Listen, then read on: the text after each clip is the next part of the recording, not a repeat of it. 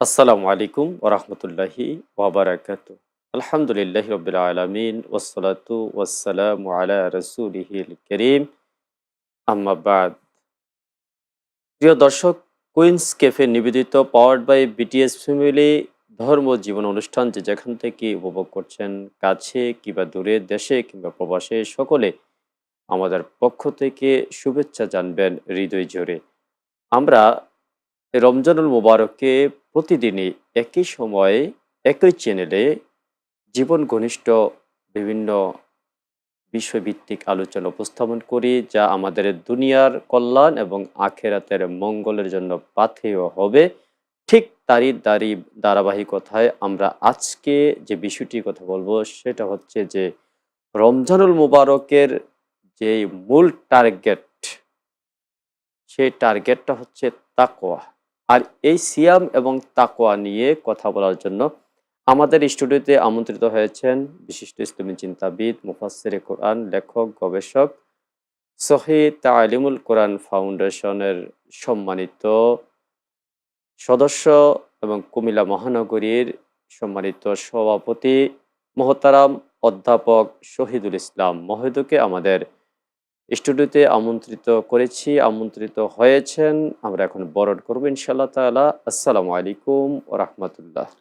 ওয়ালাইকুম আসসালাম রহমতুল্লাহ বারাকাতু। স্যার, আপনি কেমন আছেন? আলহামদুলিল্লাহ বিখায়ের, ভালো আছি আলহামদুলিল্লাহ। জি, আলহামদুলিল্লাহ। যে আল্লাহ রাব্বুল আলামিন আমাদেরকে সুস্থ রেখেছেন, সে আল্লাহর দরবারে শুকরিয়া করছি আলহামদুলিল্লাহ। রাসূল আকরাম সাল্লাল্লাহু আলাইহি ওয়াসাল্লামের উপর দরুদ ও সালাম সাল্লাল্লাহু আলাইহি ওয়াসাল্লাম এবং ইতিপূর্বে যারা ইন্তেকাল করেছেন তাদের জন্য দোয়া করছি, মাগফিরাত কামনা করছি, আল্লাহ যেন তাদেরকে ক্ষমা করে দেন। অসুস্থতার জন্য সুস্থতার দোয়া করছি, সকলের জন্য রহমত কামনা করে আমরা যাব আমাদের আলোচনায়। তবে মহতারাম, আলোচনা যাওয়ার পূর্বে আমরা কালামে হাকিম থেকে তেলাওয়াত শুনবো। কালামে হাকিম থেকে তেলাওয়াত শুনবো, শোনার পর ইনশাআল্লাহ তাআলা আমরা আবার আলোচনায় ফিরে আসব। এখন শুনবো কালামে হাকিম থেকে তেলাওয়াত। أعوذ بالله من الشيطان الرجيم.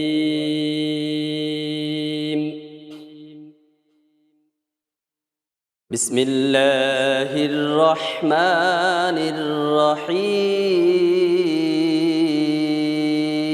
الرحيم. يا أيتها النفس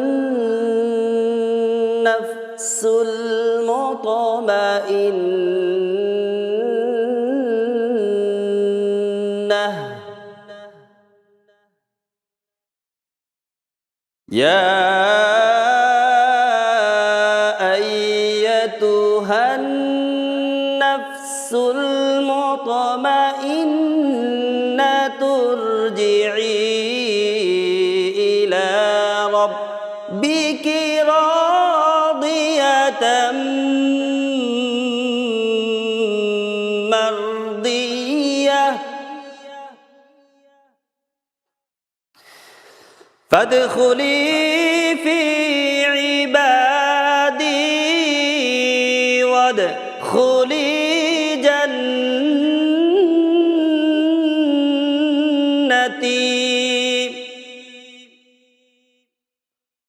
فادخلي في عبادي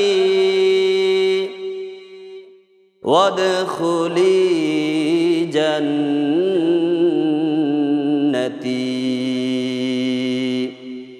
صدقت يا رب العالمين.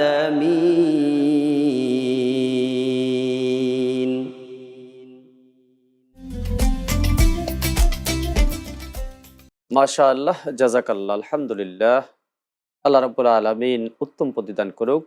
এই কোরআনের তেলাওয়াতকে আমাদেরকে সকলকে আমল করার তৌফিক দান করুক, এর সওয়াব আমাদের সকলকে দান করুক, আমিন। মোহতারাম শায়েখ, আমরা পবিত্র কালামে হাকিম থেকে তেলাওয়াত শুনলাম। এখন শুনবো আপনার আলোচনা। যেই আলোচনা হচ্ছে সিয়াম এবং তাকওয়া। এই তাকওয়ার যে বিষয়গুলো রয়েছে, যে তাকওয়া বলতে আমরা কি বুঝবো আসলে? প্রথমে শুনবে এই কথা।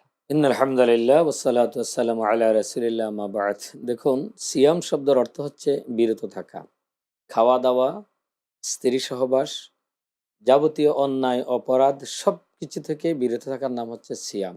আর তাকওয়া শব্দ দুটি এসেছে ওয়াক ইউন থেকে। এর অর্থ তা এই তাকওয়া শব্দের অর্থ কিন্তু কাছাকাছি, বেঁচে থাকা। অর্থাৎ কোনো অন্যায় অপরাধ আমি করব না, বিষয়টা এরকম না। আমি অন্যায় অপরাধ থেকে একেবারেই বেঁচে থাকবো। অনেকটা সতর্কতা অবলম্বন। সতর্কতা অবলম্বন করবো। ধরুন, আমরা ডায়াবেটিসের রুগী যারা, তারা সবসময় চিনি থেকে বিরত থাকে, বেঁচে থাকে। চা নিয়ে আসলে বলে যে এখানে চিনি দেওয়া আছে কিনা, অথবা মিষ্টি থেকে সে বিরত থাকে, মিষ্টি জাতীয় দ্রব্য থেকে সে নিজকে বাঁচিয়ে রাখে। আপনি বাম মাচ্ছিলেন, কাদাতে থাকে। অর্থাৎ আমাদের সমাজ চতুর্দিকে পঙ্কিল, অপরাধ, অন্যায় সবকিছু আমার চতুর্দিকে আছে। আমি নিজ দায়িত্বে সেখান থেকে বেঁচে থাকবো, সেটার নামই হচ্ছে তাকওয়া। আর সিয়াম মূলত মানুষকে লাআল্লাকুম তাত্তাকুন, আল্লাহ তাআলা বলেছেন সিয়াম এই জন্যই তোমরা পালন করবে যাতে করে তোমরা তাকওয়ার গুণাগুণ, অর্থাৎ আল্লাহ তাআলাকে ভয় করার যে নীতি, ভয় করার যে পন্থা, সেটা যেন অবলম্বন করতে পারো। ইসলামের প্রত্যেকটা বিষয়ের সাথে কিন্তু তাকওয়া রয়েছে। যেমনি ভাবে আপনি কোরআন কেন পড়বেন? কোরআন এই জন্য পড়বেন যালিকাল কিতাবুল্লাহ রাইবা ফিহি হুদাল লিল মুত্তাকিন, যেন আমি মুত্তাকি হইতে পারি। আমি সিয়াম পালন করব, সেখানে যেন আমি তাকওয়াবান হতে পারি, মুত্তাকি হইতে পারি। এক একজন এক এক রকম সংজ্ঞা দিয়েছেন তাকওয়ার। যেমন উবাই ইবনে কাব রাদিয়াল্লাহু তাআলা আনহু তাকওয়ার সংজ্ঞা দিয়েছেন এইভাবে যে একটি কণ্টকযুক্ত সরু যে বাগানে দিয়ে যে আমরা যখন হাঁটা চলাফেরা করি, একেবারে মেরু রোড, যে সংকীর্ণ একেবারে সংকীর্ণ দুই ধারে কাঁটাযুক্ত। দুর্গম, যে চতুর্দিকে কাটা আছে এমন একটি রোড রাস্তা দিয়ে যদি আমরা চলাচল করি, আমি আমার জামা কাপড়গুলোকে একবারে গুটিয়ে সতর্কতার সাথে চলি। একজন মুমিন ব্যক্তি এই পৃথিবীতে যখন বসবাস করবে, তার চতুর্দিকে যে অন্যায় অপরাধের সুযোগ আছে, এখানে নিজ দায়িত্বে নিজকে সতর্ক থাকা, সেটার নাম হচ্ছে তাকওয়া। কেউ কেউ সংজ্ঞা দিয়েছেন তাকওয়া হচ্ছে আল্লাহ তাআলা যা হালাল করেছেন হালাল হিসেবে গ্রহণ করা, যা হারাম করেছেন হারাম হিসেবে বর্জন করা। এখন ইতিপূর্বে আমরা অনেকে তো এমন কিছু পাপ করে ফেলেছি, হয়তো আমরা নিজেরা চাই নাই, শয়তানের প্ররোচনায় করে ফেলেছি। এখন আমাদের কি হবে? জি, আল্লাহ তাআলা বলেছেন তুবু ইলাল্লাহি তাওবাতান নাসুহা ইন্নাল্লাহা ইয়াগফিরুয যুনুবা জামিআ। কোনো ব্যক্তি যদি আগের অপরাধের জন্য সে অনুতপ্ত হয়, লজ্জিত হয়, আল্লাহ তাআলার কাছে ক্ষমা চায়, আর এমন প্রতিজ্ঞা সে করবে আমি আর এই অপরাধের সাথে জড়িত হব না, তাহলে আল্লাহ তাআলা বলেছেন লা তাকনাতু মির রাহমাতিল্লাহ, আমার রহমত বিশাল, এর কোনো সীমা নাই। আল্লাহ তাআলা তার রহমত দিয়ে তার অপরাধগুলোকে ক্ষমা করে দেবেন। আর সে যদি অনুতপ্ত হয়, যেমন সিয়ামের এটা একটা কারণ, বৈশিষ্ট্য, আল্লাহ রাসূল সাল্লাল্লাহু আলাইহি ওয়াসাল্লাম বলেছেন মান সামা রমাদানা ঈমানান ওয়া ইহতিসাবান গুফিরা লাহু মা তাকাদ্দামা মিন জামবিহি। কোনো ব্যক্তি যদি অনুতপ্ত হয়, তার অতীত অপরাধের জন্য অনুশোচনা করে, আর ভবিষ্যতে না করার প্রতিজ্ঞা করে, সঠিকভাবে যদি সে এই সিয়াম পালন করে, আল্লাহ তাআলা তার অতীতের সব গুনাহ মাফ করে দিবেন। এটা রাসূলও বলেছেন, আর আল্লাহ তাআলাও কোরআনে বলেছেন ইন্নাল্লাহা ইয়াগফিরুয যুনুবা জামিআ, আল্লাহ তাআলা সব গুনাহ মাফ করে দিবেন। তাহলে আমরা যারা শয়তানের প্ররোচনায় হোক, সুযোগের কারণে হোক আমরা অপরাধ করেছি, আমরা সেখান থেকে তওবা করতে হবে। চমৎকার, মাশাআল্লাহ। আল্লাহ আমাদেরকে সেটাই হচ্ছে কবুল তাকওয়া। করুক। যে আরেকটি প্রশ্ন করব যে আপনি জানবো, প্রশ্ন বলতে আমরা জানবো যে ইবাদতের ক্ষেত্রে তাকওয়ার গুরুত্ব, এ নিয়ে কথা বলবো।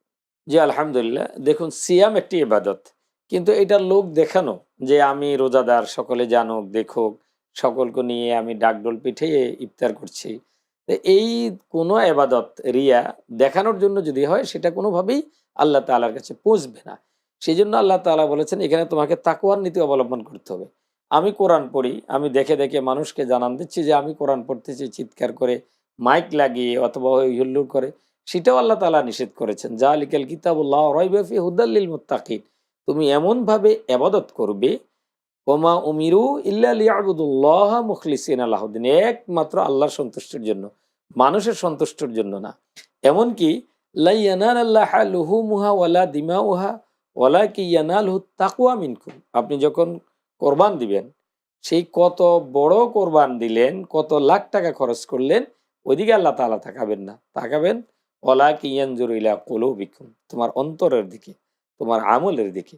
সেই জন্য আমরা যখন সিয়াম পালন করব, আল্লাহকে হাজির নাজির জেনে আল্লাহর ভয়ে সিয়াম পালন করবো, জাকাত দিব নিয়ম নীতি অবলম্বন করে, আল্লাহর ভয়ে জাকাত দিব। যে মাশাআল্লাহ চমৎকার আলোচনা করছিলেন। আপনার কাছে আবারও আসবো ইনশাআল্লাহ তাআলা। দর্শক, আমরা এতক্ষণ পর্যন্ত কুইন্স ক্যাফে নিবেদিত পাওয়ার্ড বাই বিটিএস ফ্যামিলি ধর্মজীবন অনুষ্ঠানের খুব চমৎকার একটি বিষয় নিয়ে আলোচনা শুনছিলাম। তো সময় হলো বিরতিতে যাওয়ার, যাচ্ছে ছোট্ট বিরতিতে, ততক্ষণ আমাদের সঙ্গে থাকুন।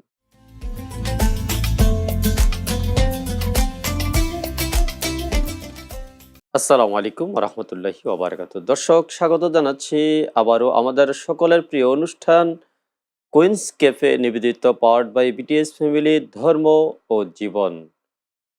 তো বিরতির সময়টুকুন আমাদের সঙ্গে থাকার জন্য আপনাদেরকে জানাচ্ছি সাধুবাদ। আমরা যাব আমাদের প্রিয় আলোচক মহোদয়ের কাছে। যে আলোচক মহোদয়, আপনি চমৎকার আলোচনা উপস্থাপন করছিলেন, যে বিষয়টি আপনি বলছিলেন যে জাকাতের একটি বিষয়। যদিও আমাদের জাকাত নিয়ে ভিন্ন একটি প্রোগ্রাম করব, ভিন্ন একটি এপিসোড করব, তবু আপনি যেহেতু জাকাতের বিষয়টা তাকওয়ার সঙ্গে খুব সম্পৃক্ত, আপনি বলছিলেন যে আমরা জাকাত দিতে গিয়ে আমরা বিভিন্নভাবে এমন পন্থা অবলম্বন করি যা কোরআন হাদিস সাংঘর্ষিক, যেমন সিস্টেম লস আমরা বলতে পারি। তো এই বিষয়ে আপনি কথা বলছিলেন, কিন্তু জাকাতের বিষয়টা আমরা ইনশাল্লাহ অন্য দিন আপনার কাছ থেকে শুনবো, অথবা আমাদের অন্য কোনো আলোচকের কাছে শুনবো। তো আপনি যে পয়েন্ট থেকে কথা বলছিলেন, আপনার ওই অপূর্ণাঙ্গ কথাটা শুনে তারপরে আমরা অন্য একটা পয়েন্টে যাব। জি, আলহামদুলিল্লাহ। আমরা বলছিলাম যে প্রত্যেকটি আবাদতেই আমাদের তাকওয়া মানে আল্লাহ এবং রাসূলের নীতি অবলম্বন করতে হবে। জাকাত এটা কোনো অনুগ্রহ না, অথবা এটা কোনো খয়রাত না, এটা আমার উপরে ফরজ। এটা আমি রাষ্ট্রীয়ভাবে দেওয়ার হচ্ছে নিয়ম, এবং এর দ্বারা যেন দারিদ্র বিমোচন হয়। সুনির্দিষ্ট খাত রয়েছে জাকাত দেওয়ার, এবং সুনির্দিষ্ট নিয়ম রয়েছে। ট্যাক্স আমরা যেইভাবে দিয়ে দিতে হয়, রাষ্ট্রীয়ভাবে কিন্তু জাকাত উঠে যে মানুষের যেন অভাব অনটন না থাকে, এইভাবে মেল ফ্যাক্টরি ইন্ডাস্ট্রির মাধ্যমে সমাজ থেকে দারিদ্রতা দূর করবে। এটাই মূলত হচ্ছে জাকাতের উদ্দেশ্য। আমরা তাকওয়া প্রত্যেকটি ইবাদতে, যেমন ওমান ইয়াত্তাকিল্লাহা ইয়াজআল লাহু মিন আমরিহি ইউসরা, আমরা অনেক সময় তাকওয়া মনে করি কি একজন ব্যক্তি দেখে দেখে তাসবিহ নিয়ে সুবহানাল্লাহ আলহামদুলিল্লাহ এগুলো পড়ছে, আমরা মনে করি তিনি খুব তাকওয়াবান। অথবা কোনো নারী পর্দা করছে, দেখা যায় সে পর্দা করার পরে অনেক অপরাধে সম্পৃক্ত হয়ে গেল। অথবা কোনো ব্যক্তি তার লেবাসে বোঝা যায় সে একজন ধার্মিক, আমরা তাকে বড় ধার্মিক মনে করি। কিন্তু এই যে কিছুদিন আগে যা গেল, যে অনেক বড় বড় যে যারা মসজিদ উদ্বোধন করে, মাদ্রাসা উদ্বোধন করে, ওয়াজ মাহফিলে গিয়ে আলোচনা করে, কিন্তু তারাও হাজার হাজার কোটি টাকা দুর্নীতি করেছে। তার একটি মাত্র কারণ, ক্ষমতাসীন যখন হন তখন চতুর্দিকে সুযোগ সুবিধা থাকে, কিন্তু সেখানে আমি নিজ দায়িত্বে আল্লাহ তাআলার ভয় আমার অন্তরে লালন করতে হবে। ইসলাম মানে হচ্ছে একটা জীবন ব্যবস্থা, যে আমি যে চেয়ারে বসলাম, এই চেয়ারে থাকার পরে আমার কাজটা পুঙ্খানুপুঙ্খানুরূপে হক আদায় করে পালন করা, সেটাও কিন্তু তাকওয়া। যে আমি আমার দায়িত্ব, আমার দায়িত্বে বসার পরে আমি সেখানে যদি বসে বসে কোরআন পড়ি, তাসবিহ তাহলিল আদায় করি, তাহলে এটা ইবাদত না। ইবাদত হচ্ছে আমার উপর অর্পিত যে দায়িত্ব, সেই দায়িত্বগুলো সঠিকভাবে পালন করা। আমার কোরআন তেলাওয়াতের সময় তাহাজ্জুদ, কিন্তু আমার চেয়ারে বসে কাজ হচ্ছে আমি মানুষের হক আদায় করব। আমার সামনে কোনো ফাইল থাকবে না, ফাইল ঠেকেই আমি কোনো টাকা নেব না। রাষ্ট্রীয় অনেক সম্পদ আমার হাতে আছে, আমি ইচ্ছা করলেই জনগণের অনেক দায়িত্ব, জনগণের যে দায়িত্ব পালন করা, ওইটার নাম হচ্ছে ইবাদত। ওইটা শুধু জব না, ওইটাও ইবাদত। আমি সঠিকভাবে এই দায়িত্ব পালন করব। নবীরা পালন করেছেন, সাহাবায়ে কেরাম পালন করেছেন, খোলাফায়ে রাশিদিন পালন করেছেন। যার উপরে যে দায়িত্ব থাকে হুবহু সঠিকভাবে আদায় করা, সেটার নামও কিন্তু তাকওয়া। ওয়া লিবাসুত তাকওয়া যালিকা খায়র। আল্লাহ তাআলা বলেছেন যে তোমরা তাকওয়া বলতে যে শুধু লেবাস না, তাকওয়া দিয়ে তোমরা জীবনটাকে লেবাস বানাও। শুধু এই বাহ্যিক লেবাস না। আজকে একজন নারী পর্দা করার পরেও সে অপকর্ম করে, একজন মানুষ তার ইসলামী লেবাস বরণ করার পরেও, গ্রহণ করার পরেও সে অনেক অপরাধ করে। না, আমাদের মাঝে আপনি যেমনটা বললেন যে আমাদের অনেক লম্বা বড় দাড়ি আছে, দাড়ি পেকেও গেছে, এবং বিশাল বড় একজন আলেমের চাইতে মানে একজন মুকাম্মেল মনে হয়, বুজুর্গ এবং বড় দিনদার মনে হয়, কোটি টাকা উনি আত্মসাৎ করেছে, খরচ করেন দিনের জন্য, কিন্তু ওই দিক থেকে কোটি টাকা খরচ করেন, আবার হাজার হাজার কোটি টাকা অবৈধভাবে আত্মসাৎ করেন। এগুলো এখন আমাদের চোখের সামনে, এজন্য আমাদেরকে বলতে হচ্ছে। তো এই থেকে কি আমরা শিক্ষা গ্রহণ করতে পারি কি নাকি এরকম জি, কিছু? রাসূল সাল্লাল্লাহু আলাইহি ওয়াসাল্লাম বলেছেন, মিন আইনা ইকতাসাবা ওয়া ফিমা আনফাকাহু। তুমি কোন পথে, ৫টি প্রশ্ন করবে কিয়ামতের দিন। এর একটি হচ্ছে কিভাবে আয় করেছো? আপনি অবৈধভাবে আয় করলেন ১ কোটি টাকা। আবার বৈধভাবে ব্যয় করলেন ১,০০,০০০ টাকা। তাহলে এই দানের কোনো প্রয়োজনীয়তা আল্লাহর কাছে নেই। আপনি কম ইনকাম করেন, কম দান করেন। আপনি মসজিদ মাদ্রাসা বানাইতে হবে, এগুলো খুব আপনার জন্য এসেনশিয়াল না। কিন্তু আপনার জন্য ফরজ হচ্ছে আপনি যা আর্ন করছেন ওইটা সঠিক পথে আছে কিনা, ওইটা হালাল পথে আছে কিনা, ওইটার নাম হচ্ছে তাকওয়া। অনেক বেশি ব্যয় করার নাম তাকওয়া না। আর দেখিয়ে দেখিয়ে কোনো আবাদত, সেটা তাকওয়া না। শুধু সলাৎ জামাতের সাথে পড়তে হয় ইসলামের। আপনি সিয়াম পালন করবেন, সেটা গোপন আবাদত। তাহাজ্জুদ পড়বেন, গোপন আবাদত। আপনার সাথে কিছু কথার আমার একটু খুব একটা হৃদ্যতা হয়ে গেছে। যেমন আপনি আরেকটি কথা বলেছেন। অনেকগুলা কথা আমার মনের কথাগুলো বলে ফেলেছেন। যা যদি আমি ওই জায়গায় থাকতাম ওই কথাগুলো আমি বলতাম। জি, এজন্য আপনার অনুমতি নিয়ে আমি বলি এজ এ হোস্ট হিসাবে, যে আপনি যে কথাটা বলছিলেন যে নফল ইবাদতের কথা, সুন্নতের কথা। এই যে গেল শবে বরাত, এই যে আসছে শবে কদর, অথবা এই যে তারাবিহ, এই বিষয়গুলা যেমন রাসূল করিম সাল্লাল্লাহু আলাইহি সাল্লাম যেভাবে করেছেন, এই পদ্ধতি সম্পর্কেও বলবেন ইনশাআল্লাহ। জি, রাসূল সাল্লাল্লাহু আলাইহি সাল্লাম যে এবাদতের যে মূল, সেটা হচ্ছে বুইসতু মুআল্লিমান, আমি শিক্ষক। আল্লাহ তাআলা রাসূল সাল্লাল্লাহু আলাইহি সাল্লামকে শিক্ষক হিসেবে প্রেরণ করার পরে বলেছে, লাকাদ কানা লাকুম ফি রাসূলিল্লাহি উসওয়াতুন হাসানাহ। এই সুবহানাল্লাহ। রাসূলের আদর্শ তোমরা অনুসরণ করো। রাসূল তাহাজ্জুদ পড়তেন, কিন্তু কারো ঘুমের ডিস্টার্ব করে পড়তেন না। রাসূল সাল্লাল্লাহু আলাইহি সাল্লাম যে যত এবাদত বান্দি করতেন, তাসবিহ, তাহলিল, কোরআন তেলাওয়াত করতেন, এর দ্বারা মানুষের কোনো ক্ষতি হতো না। বরং অভাব অনটনে যারা ছিল, সমাজের বুখারাঙ্গা যত মানুষ ছিল, তার আত্মীয়স্বজন রাসূল সাল্লাল্লাহু আলাইহি ওয়াসাল্লাম যারা ছিল, প্রত্যেকেই রাসূলের কাছে গিয়ে তিনি সামাজিক একজন মানুষ, তিনি প্রতিবেশী সুলভ একজন মানুষ, তিনি বন্ধু সুলভ একজন মানুষ। অর্থাৎ সামাজিক দায়-দায়িত্ব পালন করা, যুদ্ধের দায়-দায়িত্ব পালন করা, রাষ্ট্রের দায়-দায়িত্ব পালন করা, প্রত্যেকটা ন্যায় নীতির সাথে পালন করা, এর নাম কিন্তু তাকওয়া। তাকওয়া মানেই শুধু এই বাহ্যিক বেশভূষা না। তাকওয়া মানি হচ্ছে আল্লাহ তাআলার বিধান, রাসূল সাল্লাল্লাহু আলাইহি সাল্লামের শিক্ষা অনুযায়ী জীবনযাপন করা। আর তাকওয়া কোনো প্রদর্শনী না। যেমন এই যে বড়, বড় ইমারতগুলো হয়, এখানে আপনি সিমেন্ট ব্যবহার করেন। এই সিমেন্টটা কিন্তু দেখা যায় না।